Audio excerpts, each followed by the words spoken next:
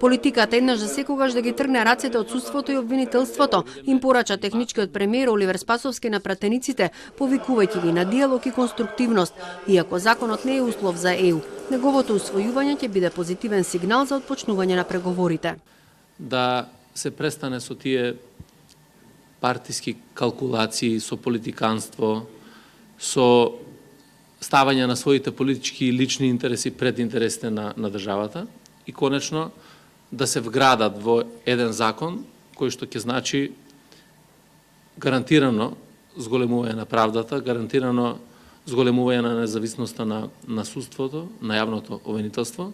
ВМРО ДПМН тврди дека со новото законско решение ќе се воскресне специјалното јавно обвинителство. ВМРО ДПМН воопшто не одолговлекува и воопшто нема намера да го одолговлекува овој закон, доколку се донесе и се усогласи да биде во корис на граѓаните и да биде за нивен добробит. Законот влегува во собраниска процедура во вторник, кога ќе се одржи и јавна расправа.